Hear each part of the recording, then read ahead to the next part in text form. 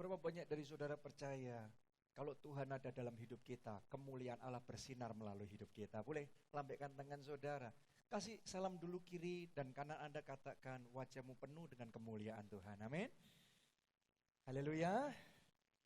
Dari sini saudara terlihat penuh dengan kemuliaan Tuhan. Amin. Kita kasih tepuk tangan yang meriah buat Tuhan kita yang luar biasa.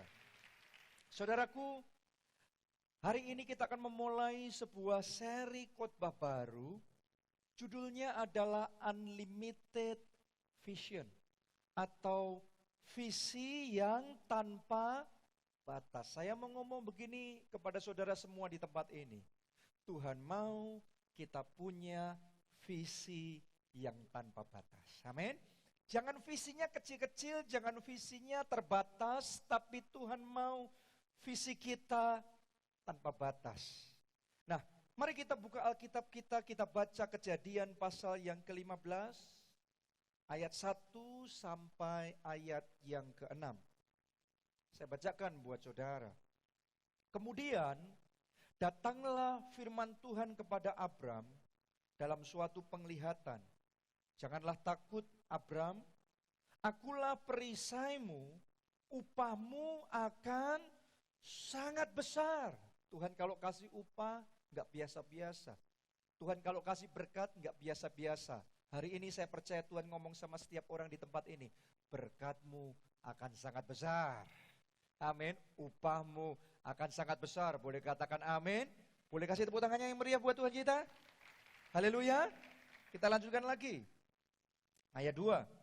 Abraham menjawab, ya Tuhan Allah, apakah yang akan engkau berikan kepadaku?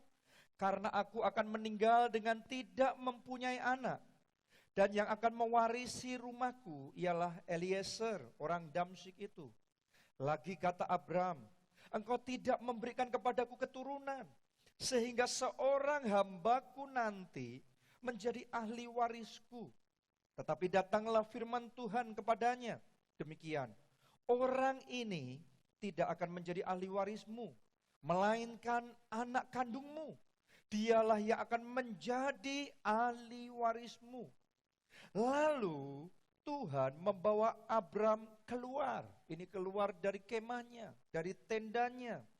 Tuhan membawa Abram keluar serta berfirman, coba lihat ke langit, hitunglah bintang-bintang jika engkau dapat menghitungnya. Maka firman-Nya kepadanya, demikianlah banyaknya nanti keturunanmu. Ayat 6 kita baca bersama dengan keras. 2, 3. Lalu percayalah Abram kepada Tuhan, maka Tuhan memperhitungkan hal itu kepadanya sebagai kebenaran. Saudaraku, pada waktu itu Abraham punya visi yang sangat terbatas. Coba saudara renungkan baik-baik. Tuhan jelas berjanji sama Abraham bahwa Tuhan akan memberkati Abraham. Tuhan akan menjadikan Abraham bangsa yang besar. Bahkan nama Abram, pertama namanya Abram, dirubah menjadi Abraham, yang artinya adalah bapa banyak bangsa. Abraham tahu janji Tuhan itu besar.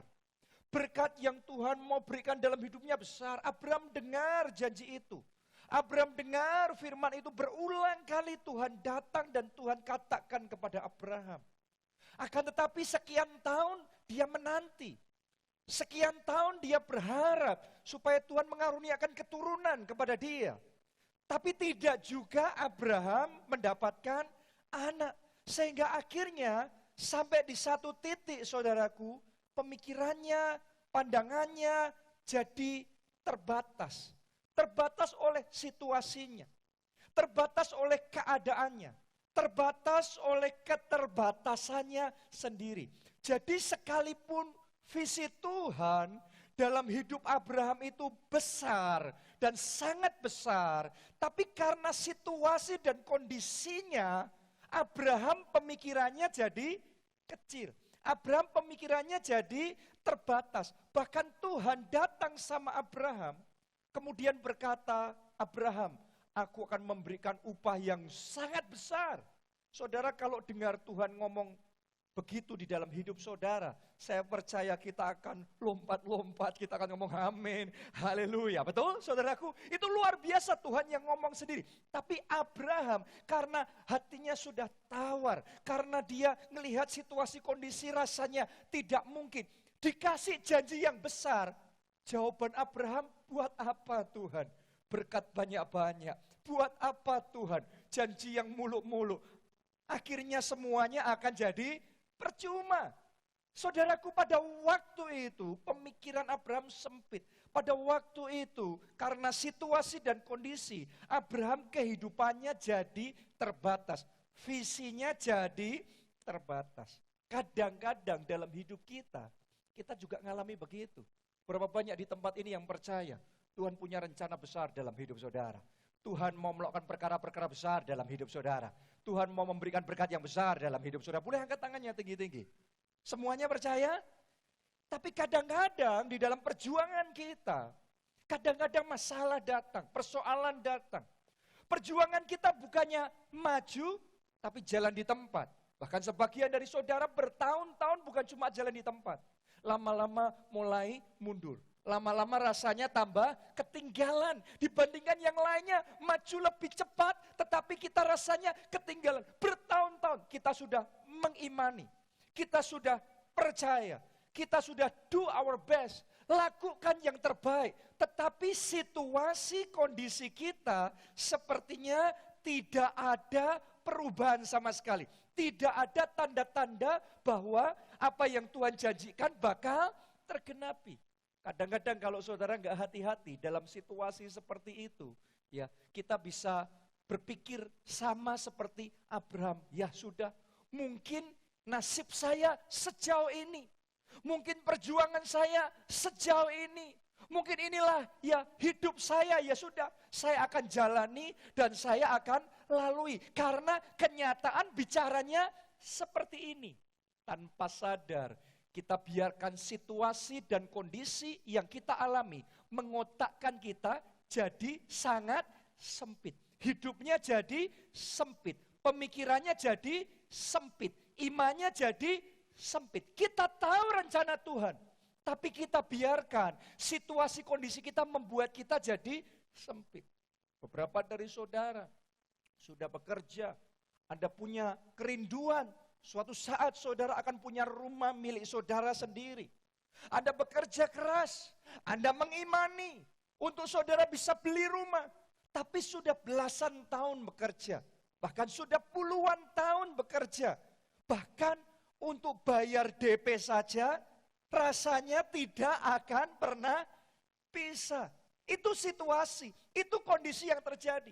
Kalau kita nggak hati-hati, di sini janji Tuhannya besar. Di sini firman Tuhannya besar, tetapi situasinya kita seperti ini. Kalau nggak hati-hati, kita biarkan situasi kita membuat hidup kita jadi kecil. Membuat visi kita jadi sempit. Ya sudahlah, hidup saya mungkin hanya seperti ini saja. Ya sudahlah, mungkin nasib saya jadi kontraktor. Kontrak sana, kontrak sini, selamanya. Saudaraku, berapa banyak orang yang berpikir demikian? Berapa banyak orang yang berpikir seperti itu, dibatasi dengan situasinya, dibatasi dengan kondisinya. Sebagian lagi dari saudara, Tuhan berjanji bahwa Tuhan akan mencurahkan anugerah keselamatan untuk keluarga saudara. Seisi keluarga saudara akan diselamatkan melalui hidup saudara. Bahkan teman-teman saudara akan dipertobatkan melalui hidup saudara. Tapi kenyataannya Anda sudah berdoa, Anda puasa juga, Anda bersaksi, Anda memberitakan Injil.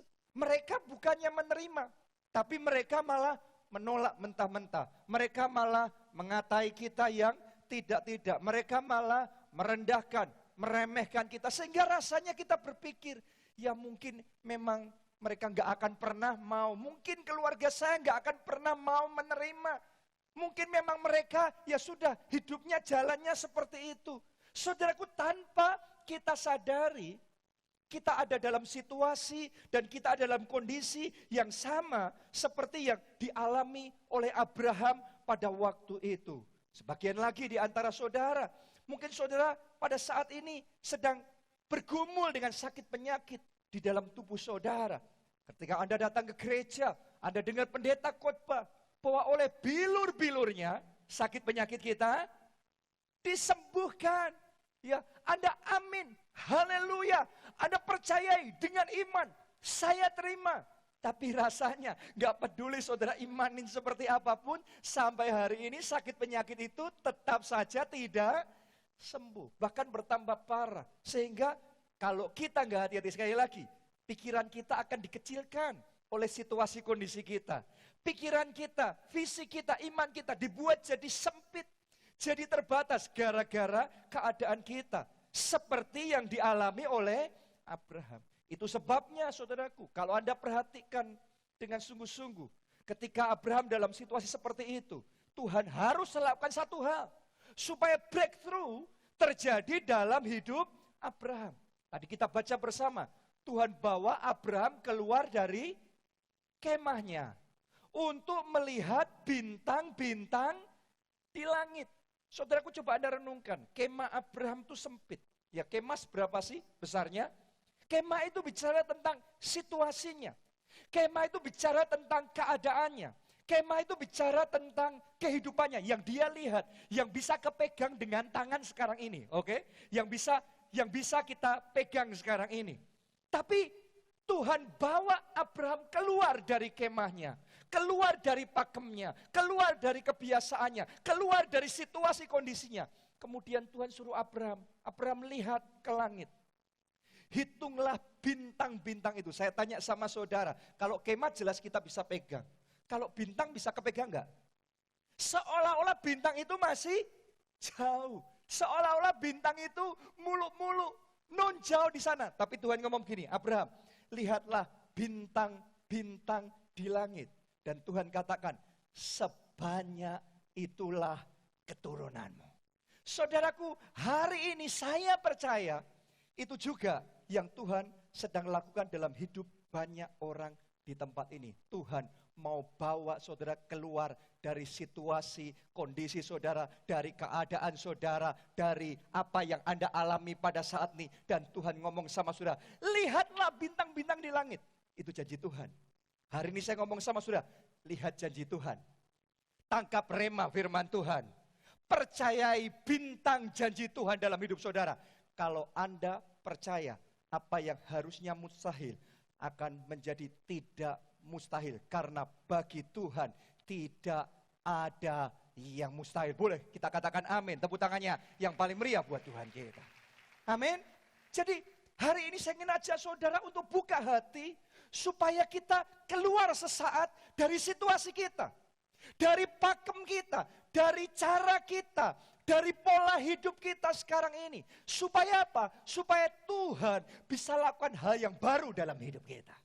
Selama Abraham ada di kemahnya, Abraham ya sudah, yang dia lihat cuma sejauh kemahnya. Pokok yang penting yang bisa dipegang. Dengarkan baik-baik saudaraku, yang Tuhan mau kerjakan dalam hidup kita jauh lebih besar dari kemah kita. Jauh lebih besar dari situasi dan kondisi kita. Anda renungkan baik-baik, Abraham ini sudah usianya lanjut. Tetapi untuk orang usia lanjut saja, Tuhan belum selesai kerjanya. Kadang-kadang ada anak muda, masih muda, tapi merasa seolah-olah sudah tidak punya masa depan. Anda renungkan, Abraham sudah sangat tua, tapi Tuhan masih suruh lihat bintang di langit. Kenapa? Karena Tuhan punya visi yang lebih besar. Tuhan punya janji yang lebih besar. Hari ini tolong dengarkan baik-baik. Hidup saudara belum selesai. Perjuangan saudara belum selesai. Tuhan punya rencana yang lebih besar. Tuhan punya visi yang lebih besar. Tuhan akan mencurahkan berkat yang lebih besar dalam hidup saudara. Amin. Itu sebabnya jangan mau dikotaki dengan kemah saudara. Dengan situasi kondisi saudara sekarang ini. Dengan keadaanmu sekarang ini. Ada berapa banyak orang di pikirannya tanpa sadar dikotakin dengan situasi, dengan keadaannya. Ada berapa banyak orang yang dari generasi ke generasi pola pikirnya, ya sudah, inilah keluarga kami, inilah nasib kami. Karena kakeknya miskin, orang tuanya miskin, Maka ya sewajarnya kalau saya tetap jadi orang miskin, nanti anak saya juga miskin, nanti cucunya jadi miskin. Kenapa? Karena ya sudah, itu kenyataan hidup. Itu yang harus kami lalui. Kita pikir itu hidup kita. Dengarkan baik-baik saudara, itu adalah kemah yang sempit, itu adalah tenda yang kecil, yang sangat terbatas. Tapi tolong dengarkan, hari ini Tuhan akan bawa saudara keluar dari kemah saudara. Karena Tuhan akan menyuruh saudara melihat bintang di langit. Karena ada janji yang lebih besar Tuhan akan berikan dalam hidup saudara. Tepuk tangannya yang paling meriah buat Tuhan kita. Amin, haleluya. Sebagian dari antara kita sudah ditanamkan di benak kita oleh orang tua kita. Yang namanya hidup itu ya sudah lahir. Setelah itu sekolah yang baik, jadi anak yang baik. Terus kemudian kerja yang baik. Kalau saudara karyawan atau pengusaha bisnis yang baik. Setelah itu berkeluarga yang baik. That's it. Kita pikir ya sudah, itulah hidup ya sudah. Pokok jalannya baik, nggak usah neko-neko, nggak usah aneh-aneh, nggak usah sampai kayak gimana. Kadang-kadang kalau kita nggak hati-hati, ritme hidup kita, ritme hidup keluarga kita, itu membatasi apa yang Tuhan mau kerjakan dalam hidup kita. Kita pikir ya sudah, kita ngelihatnya orang tua kita begitu, maka ya sudah, kita akan jalan persis sama seperti itu. Saya mau ngomong sama saudara, tanpa mengecilkan apa yang sudah dilakukan pendahulu kita. Tuhan selalu melakukan pembaharuan demi pembaharuan. Kalau keluarga saudara diberkati oleh Tuhan, tolong dengarkan baik-baik. Dari generasi ke generasi Tuhan terus bergerak dan Tuhan akan terus melipat gandakan dan memperbesar berkat keturunan yang ada dalam keluarga saudara. Setiap keluarga Tuhan akan bawa, setiap generasi Tuhan akan bawa dari generasi ke generasi berikutnya lebih besar lagi terobosannya. Lebih besar lagi prestasinya. Lebih besar lagi perkara-perkara yang Tuhan mau kerjakan dalam hidup kita. Jadi hari ini saya ingin ajak saudara, jangan punya visi yang terbatas. Miliki visi tanpa batas. Amin. Bahkan yang wanita, saya ketemu sama berapa banyak orang. Baik yang wanita maupun yang pria, kalau berpikir tentang wanita, kalau berpikir tentang yang namanya istri, selalu konsepnya yang namanya istri itu sudah di rumah saja, jaga rumah, jaga anak, bersih-bersih, jadi istri yang baik. Nggak usah berkarya, nggak usah ngapa-ngapain. Bahkan kadang-kadang saya ketemu sebagian orang kalau istrinya mau berkarya, malah dimarahin. Nggak usah aneh-aneh, nggak usah neko-neko. Saudaraku, tanpa kita sadari, kita berpikir ya sudah, itulah yang namanya wanita, itulah yang namanya istri. Kita ada di kemah kita ada di tenda kita nggak terbuka sama apa yang dikatakan firman Tuhan tentang wanita, tentang istri. Amsal 31. Saudara baca nanti di rumah, seperti apa istri yang bijaksana, seperti apa wanita yang bijaksana. Betul, dia urus rumah dengan baik, dia urus keluarga dengan baik. Tapi tolong dengarkan wanita-wanitanya Allah di tempat ini. Tuhan tidak sekedar punya rencana saudara ngurus rumah, bersihin rumah. Bukan cuma itu baik. Tapi Tuhan punya rencana yang jauh lebih besar, yang jauh lebih heran. Tuhan akan kerjakan dalam hidup saudara. Tepuk tangannya yang meriah buat Tuhan kita. Hari ini saya ajak saudara keluar dari pakem yang biasanya. Yang biasanya sudah seperti ini, yaitu baik. Tapi dengarkan baik-baik, Tuhan mau kita keluar dari kemah kita, lihat bintang di langit, dan Tuhan berkata, sebanyak itulah keturunanmu. Hari ini saya ingin ajak saudara keluar dari kemah saudara, lihat bintang di langit, lihat keluarga saudara. Dan ketika engkau melihat keluargamu, yang selama ini engkau pikir yang ini selalu nolak, gak bakal mau ke gereja, gak bakal mau terima Yesus. Hari ini saya ingin saudara melihat bintang di langit. Tidak ada yang mustahil bagi Tuhan. Justru orang yang paling susah, yang akan dijamah oleh Tuhan, yang akan dipertobatkan. Seperti Saulus, paling susah, paling menentang. Tetapi dia dijamah, dia dipertobatan. Dan ketika dia dipertobatkan, dia akan dipakai Tuhan melakukan perkara-perkara yang besar. Hari ini saya ingin ajak saudara untuk berani melihat keluarga saudara bisa diselamatkan. Teman-teman saudara bisa diselamatkan. yang masih mahasiswa, yang masih sekolah, saudara di SMP, di SMA, saudara yang kuliah. Hari ini saya tantang saudara untuk mulai melihat dengan mata iman di dalam nama Tuhan Yesus. Kampus saudara akan dilawat dengan api, kebangunan rohani, pertobatan besar-besaran akan terjadi. Jiwa-jiwa akan diselamatkan, bertekuk lutut dan mengaku Yesus Kristus adalah Tuhan dan Juru Selamat. Tepuk tangan yang lebih meriah lagi buat Tuhan kita. Jadi saya ingin ajak saudara, jangan mau dibatasi dengan kemah keadaan kita, dengan kemah pakem kita, kemah pola pikir kita, kemah resep formula sukses kita selama ini. Masing-masing dari kita punya itu batasan-batasan kita, yang selama ini kita pegang dalam hidup kita. Tapi saudara buka hati, karena Tuhan sedang bawa kita keluar dari kemah kita. Dan Tuhan ngomong, lihat bintang-bintang di langit. Sebanyak itulah nanti keturunanmu. Lihat bintang-bintang di langit. Lihat janji Tuhan yang besar. Kalau saudara percaya, Tuhan akan kerjakan di dalam hidup saudara. Boleh katakan amin, saudaraku. Jangan mau dibatasi dengan keadaanmu. Saya kagum dengan seorang anak muda. Namanya adalah Elon Musk. Saudara yang suka teknologi, Anda pasti tidak asing dengan nama yang satu ini. Dia lahir tahun 1971 di sebuah kota namanya Pretoria, yaitu Afrika Selatan. Saudaraku, apalagi zaman itu, teknologi belum berkembang dengan pesat. Afrika nggak sama seperti Amerika. Kalau Amerika memang pusatnya teknologi, semuanya di situ. Tapi ini kota yang tidak terlalu kuat dengan yang namanya teknologi. Saya pertama kali juga dengar kota ini juga ketika melihat, membaca tentang kisah kehidupannya. Jadi secara manusia, ya keluarganya masih terbatas. Kota di mana dia lahir itu sangat terbatas. Dan orang kalau lahir di kota yang nggak terlalu besar, ya sudah biasanya hidupnya lahirnya di situ, hidupnya di situ, kerjanya sama seperti orang-orang lain yang ada di situ. Ya sudah, life as usual. Hidup seperti biasa-biasa saja. Tapi dengarkan baik-baik saudaraku, Tuhan kita bukan Tuhan yang biasa-biasa saja. Tuhan kita adalah Tuhan yang luar biasa. Katakan amin, tepuk tangannya yang paling meriah buat Tuhan kita.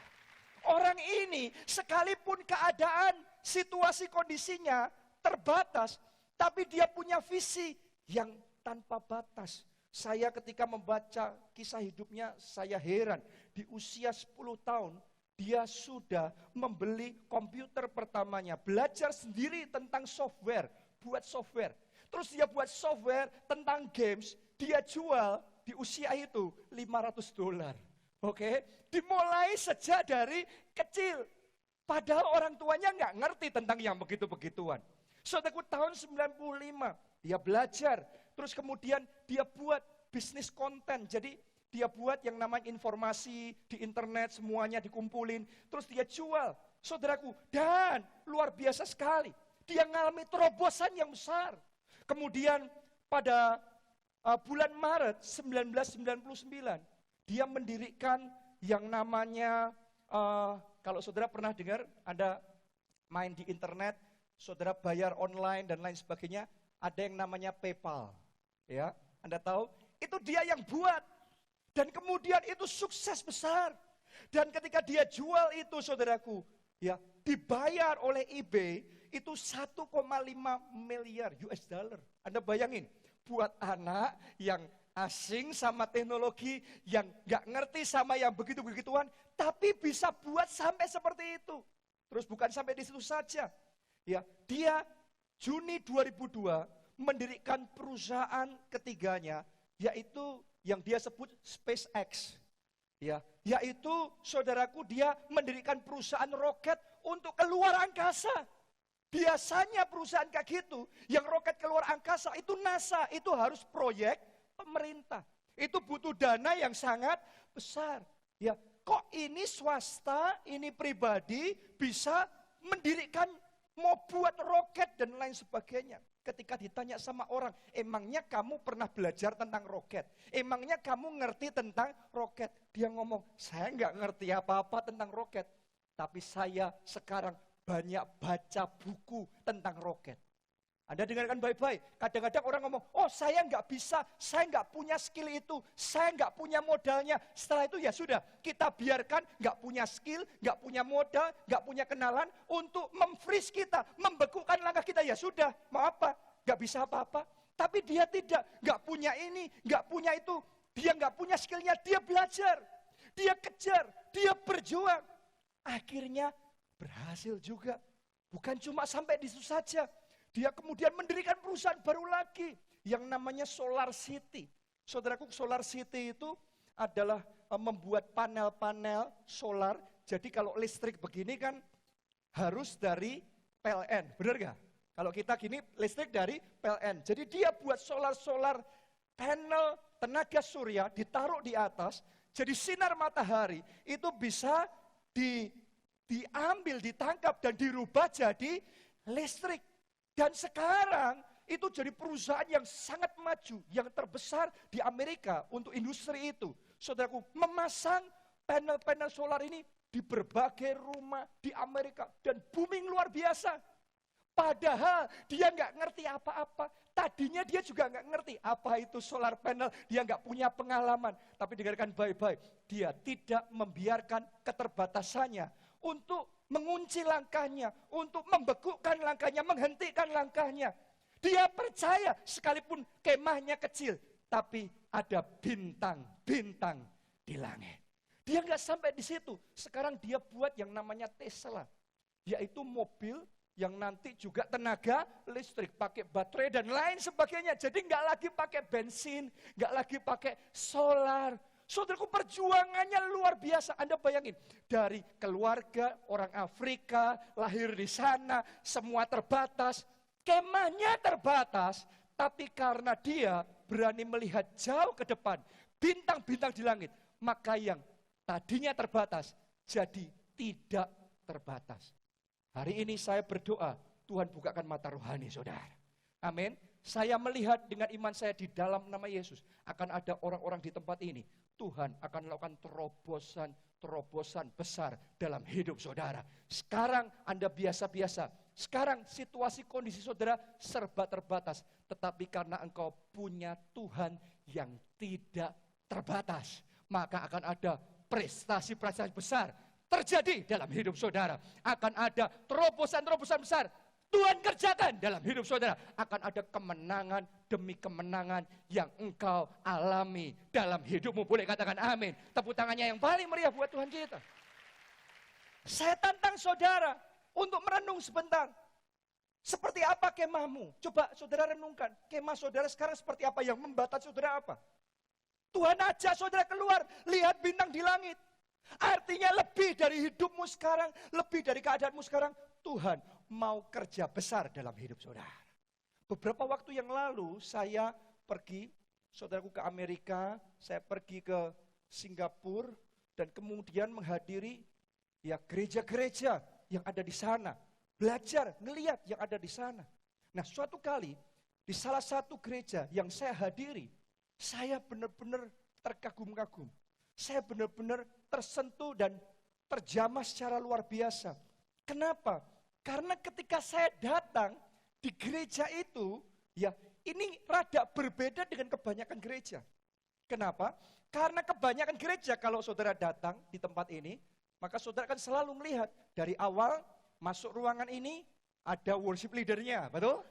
Ada singersnya, ada pemain musiknya, terus kemudian ada yang khotbah seperti ini, langsung live, betul? Ya, biasanya kita berpikir ya itulah gereja. Nah, waktu itu ketika saya datang di gereja itu, saya heran kok nggak ada mimbar di depan. Ya, cuma usher yang menyambut, begitu masuk di ruangan ibadah, kok nggak ada mimbar di depan. Yang ada, misalnya ruangan sebesar ini, cuma 3 layar proyektor ditembak LCD, 1, 2, 3, cuma begitu saja.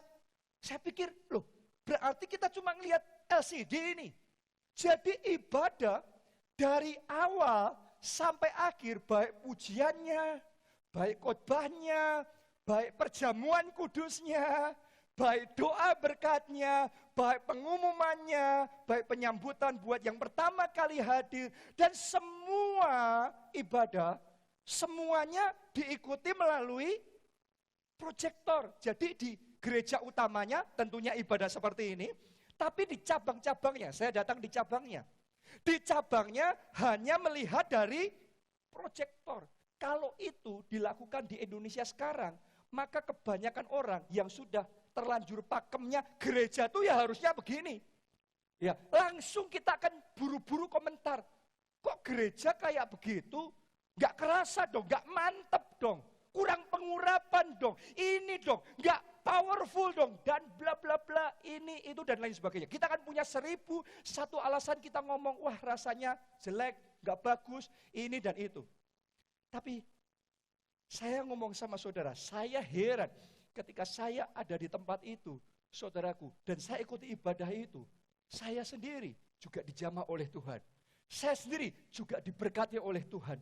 Demikian juga semua jemaat dengar khotbah. Kemudian pendetanya dari proyektor ngomong, amin. Tepuk tangan yang meriah. Semuanya amin. Tepuk tangan yang meriah. Ibadah berjalan luar biasa. Perjamuan kudus berlangsung dengan luar biasa. Doanya kusuk sekali. Dan Anda ngerti enggak? Ya, waktu itu saya ada di satu ruangan kapasitas gini, full saudaraku, ya sudah full, dia sewa lagi hall berikutnya, ruangan segini lagi besarnya kira-kira, hampir besarnya segini lagi, di sampingnya, karena itu di convention centers, di hotel, di convention centers, jadi ruangannya ya ada banyak ruangan, jadi satu ruangan penuh, dia sewa di sampingnya nggak harus pakai pemain musik, satu set lagi, pengkhotbah satu set lagi. Kenapa? Karena sudah dari proyektor, lihat proyektor. Dan itu pun full. Setelah full, sewa hall ketiga, full lagi. Hari itu, di sepanjang hari ada 4 kali jam ibadah. Masing-masing jam ibadah, 3 ruangan begini. Ini di satu tempat aja. 3 ruangan begini, kira-kira jemaat itu belasan ribu di sana.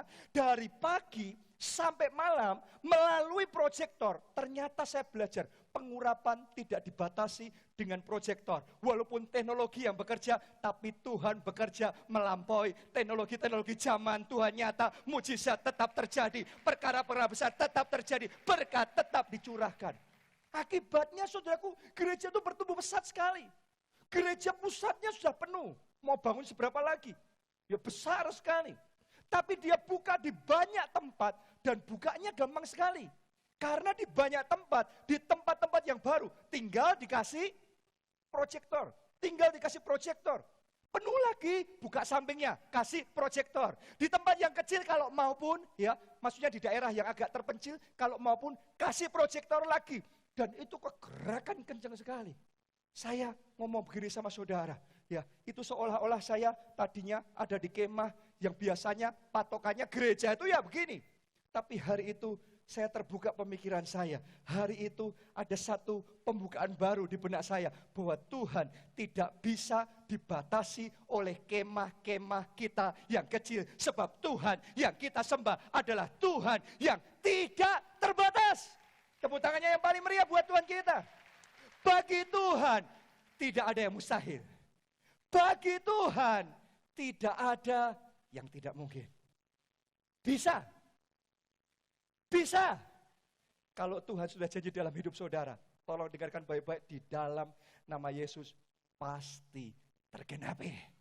Jangan mau dibatasi dengan keadaan saudara. Lihatlah, Tuhan sedang melakukan perkara yang baru dalam hidup saudara. Tepuk tangannya yang paling meriah buat Tuhan kita. Lebih meriah lagi buat Tuhan kita yang luar biasa. Amin, haleluya. Jadi saja saudara mulai hari ini punya visi yang tanpa batas. Dan berani katakan, bisa. Bisa. Katakan bersama-sama, bisa. Lebih keras katakan, di dalam nama Yesus, bisa. Di dalam nama Yesus keluarga saudara diselamatkan, bisa. Di dalam nama Yesus kesembuhan ilahi terjadi, bisa. Di dalam nama Yesus prestasi yang sebelumnya tidak pernah engkau lakukan akan Tuhan kerjakan.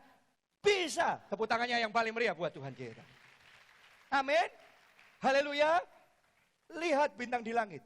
Sebanyak itu keturunanmu kalau engkau percaya. terjadi. Amin. Itu sebabnya filter perkara-perkara yang masuk dalam pikiran saudara. Butuh difilter.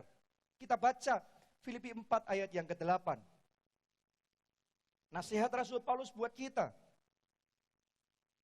Jadi akhirnya saudara-saudara, semua yang benar, semua yang apa? Mulia, semua yang adil, semua yang suci, semua yang manis, semua yang sedap didengar, semua yang disebut kebajikan dan apa? Patut dipuji. Apa yang perintah Tuhan? Pikirkanlah semuanya itu. Coba lihat ke depan sini.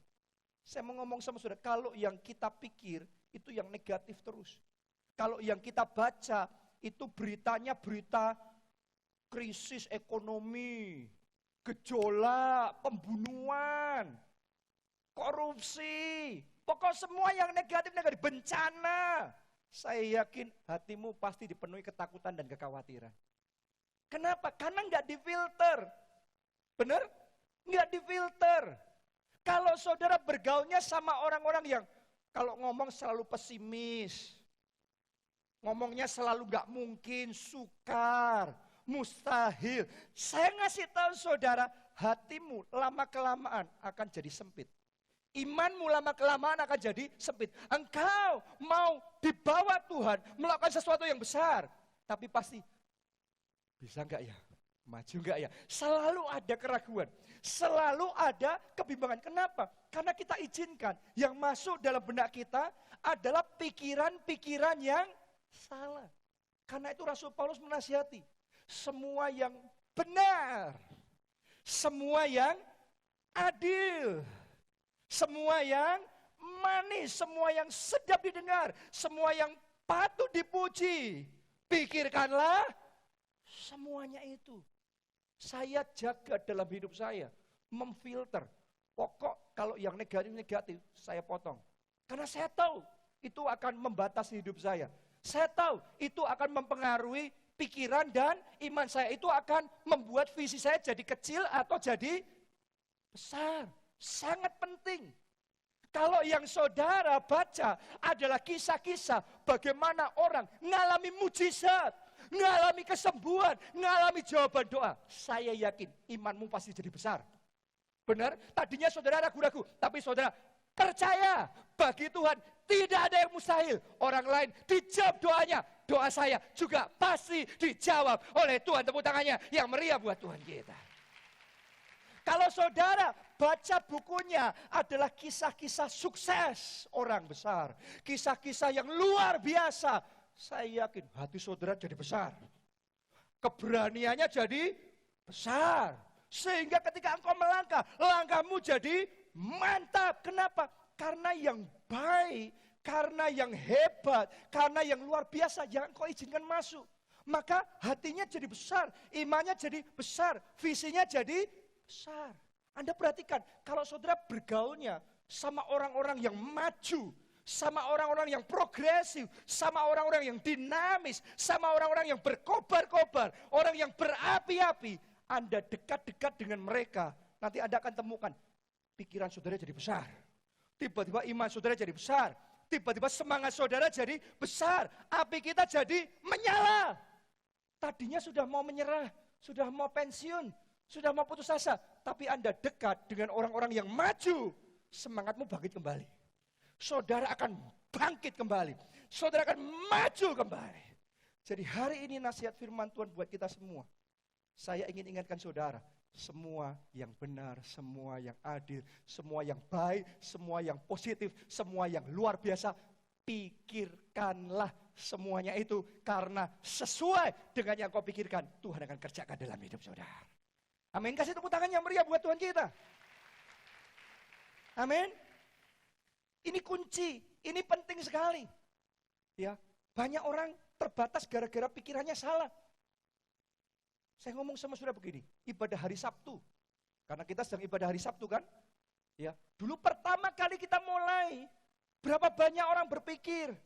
Pertama kali saya dulu buat rencana, wah hari Sabtu Apa ada yang bakal datang? Apa mungkin ini dan itu? Biasanya kalau gereja itu hari Minggu, betul? Ya, tapi karena saya nggak mau, saya ngomong begini sama saudara, kalau waktu itu saya lebih banyak dengarnya omongan yang nggak mungkin, nggak bisa, saya nggak mungkin ambil keputusan membangun ibadah hari Sabtu. Kalau nggak dibangun nggak jadi kayak gini.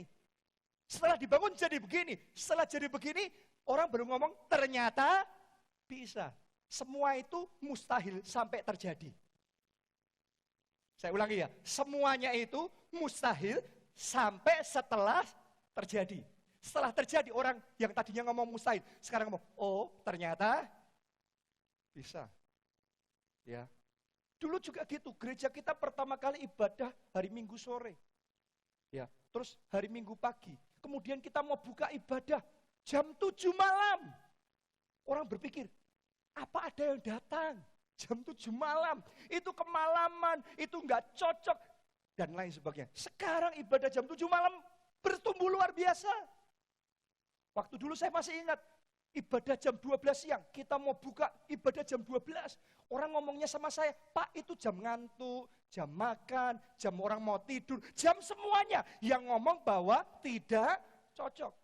Saudaraku, tapi Anda lihat, gereja kita ibadah dari paling pagi sampai paling malam, tapi tetap maju, tetap bertumbuh, tetap diberkati Tuhan. Tidak terbatas.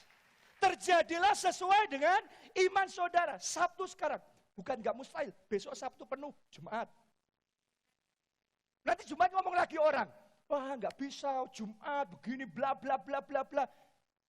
Mustahil sampai sudah terjadi. Tadi saya ngomong sama saudara, ibadah kok pakai proyektor. Di Amerika, di Singapura, nggak mantep, nggak marem, nggak ngelihat sendiri pendetanya. Tapi bisa. Bukan cuma bisa, bertumbuh luar biasa. Wow. Saudaraku, jangan mau dibatasi dengan kemah kita yang kecil. Bagi Tuhan, tidak ada yang mustahil. Bagi orang yang percaya, tidak ada yang mustahil. Tepuk tangannya yang meriah buat Tuhan kita. Dan kuncinya, yang terakhir, kuncinya bergaul karib sama Tuhan. Kuncinya itu. Bergaul apa? Karib sama Tuhan. Lihat, Abraham yang tadinya pemikirannya terbatas, visinya, imannya terbatas. Ketika ketemu Tuhan, dia dibawa keluar dari kemahnya, kemudian disuruh lihat ke langit dan ngitung bintang-bintang itu, maka yang tadinya terbatas, jadi tidak terbatas. Visinya yang sempit jadi besar. Kuncinya apa? Ketemu Tuhan. Berjumpa dengan Tuhan. Bergaul dengan Tuhan. Tadi saya ngomong sama saudara, Anda gaul sama orang-orang yang sukses, orang yang semangat, orang yang berapi-api, orang yang visioner. Hidupmu jadi kayak gitu. Terlebih lagi bergaul sama Tuhan. Tuhan kita adalah Tuhan yang paling visioner. Tuhan kita adalah Tuhan yang paling dinamis. Amin. Kalau saudara bergaul sama Tuhan, jangan heran iman saudara diperbesar. Coba Anda perhatikan, gara-gara bergaul sama Tuhan, Daud hidupnya diperbesar. Tadinya cuma penggembala domba. Anda coba renungkan, dari mana dia dapat semua keberanian itu melawan Goliat? Dari mana dia dapat semua iman itu? Dari mana dia punya visi yang besar? Dari mana dia dapatkan keberanian dan hati yang luar biasa seperti itu? Satu, Daud orang yang suka dekat sama Tuhan. Karena dia dekat sama Tuhan, transfer terjadi. Transfer itu terjadinya bukan cuma saudara dengar khotbah begini. Anda bergaul sama seseorang, sadar nggak sadar, transfer terjadi. Oke? Ketika dia dapat transfer dari Tuhan, hatinya diperbesar. Dia berani melawan Goliat. Dan dia menang. Dia jadi pahlawan bangsa Israel. Coba lihat Salomo, sama. Dia bergaul sama Tuhan, dia suka firman Tuhan. Akibatnya hikmat Tuhan diimpartasikan. Orang kalau suka firman, itu terimanya hikmat Tuhan. Impartasi hikmat Tuhan. Makanya Salomo jadi orang yang paling berhikmat. Sehingga akhirnya di bawah pemerintahannya, bangsa Israel sangat diberkati oleh Tuhan. Saya mau ngomong sama saudara, kalau saudara mau bergaul sama Tuhan, caranya simple. Ya, suka merenungkan firman. Alkitab ngomong, renungkanlah firman siang dan malam. Coba Anda renungkan. Anda renungkan, manusia aja. Saya untuk orang-orang tertentu, ya, orang-orang sukses tertentu, saya punya akses, kenal dan bisa duduk, bicara, bergaul, ngobrol langsung. Ini manusia ya. Tapi untuk sebagian orang, saya nggak punya akses ke situ. Saya mau bergaul sama mereka, tapi nggak kenal, belum punya akses sampai ke sana. Tapi ada buku-bukunya mereka. Ada buku-buku yang mereka tulis. Ada buku-buku yang ngupas tentang mereka. Saya dari bicara, dari baca buku-buku itu aja, saya tiba-tiba terima transfer. Terima apa? Impartasi. Pikiran-pikirannya, perkataan-perkataannya. Pikiran seseorang, yaitu hidupnya dia. Perkataan seseorang, yaitu hidupnya dia. Anda cerna, Anda bergaul dengan pikiran-pikiran seperti itu. Transfer terjadi. Itu manusia. Apalagi Tuhan. Tuhan itu tidak terbatas. Alkitab saudara itu enggak sama dengan buku yang lain. Buku yang lain itu ada batasnya. Tapi Alkitab tidak terbatas. Kenapa? Karena firman itu Allah sendiri. Allah itu firman. Jadi Alkitab saudara itu bukan cuma buku. Alkitab saudara itu pribadi. Kalau saudara baca dengan pertolongan Roh Kudus, Alkitab saudara itu pribadi. Saudara dapat pikiran-pikiran Allah. Bayangin, kita terima pikiran Allah. Bukan pikiran manusia. Pikiran Allah. Hikmatnya, kapasitasnya Allah. Imannya, kapasitas Allah. Ngelihatnya, visinya, kapasitas Allah. Jangan heran, pikiran saudara jadi tidak terbatas. Visinya jadi tidak terbatas. Makanya saya dorong saudara tiap hari baca Alkitab 3 pasal. Minimal. Saya ngomong minimal. Malah sebenarnya lebih banyak lebih baik. Karena kita lebih butuh. Kita lebih butuh. Berapa banyak dari sini kita perlu bertobat. Baca koran lebih banyak dari baca Alkitab. Nonton film lebih sering daripada baca Alkitab. Saya mau cerita sama saudara. Dalam hidup saya, ya, setiap pagi saya bangun, yang saya lakukan, saudaraku, dalam doa, dalam saat teduh saya, di handphone saya itu ada, saya sudah masukkan audio Bible, pembacaan Alkitab. Jadi bukan cuma baca, tetapi Alkitab itu sudah tersedia secara audio, jadi dibacakan.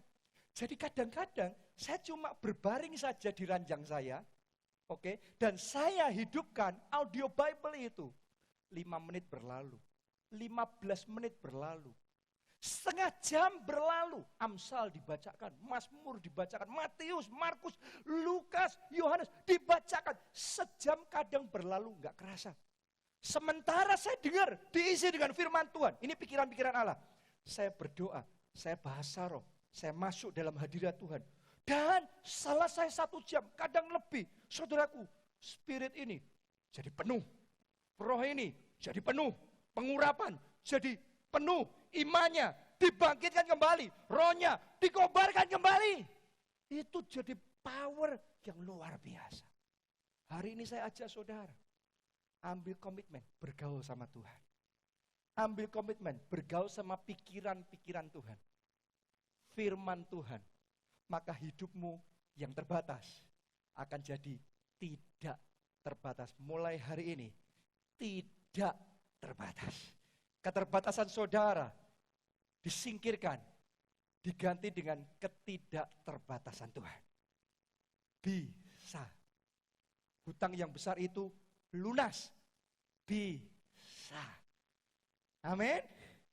Saudara ngalami terobosan besar. Bisa. Oke. Engkau ngalami kemenangan besar, lompatan besar. Bisa. Mujizat terjadi, jawaban doa diberikan. Bisa. Kalau engkau melihat bintang-bintang di langit dan engkau percaya, terjadilah sesuai dengan iman saudara. Katakan amin. Tepuk tangannya yang paling meriah buat Tuhan kita. Mari bangkit berdiri.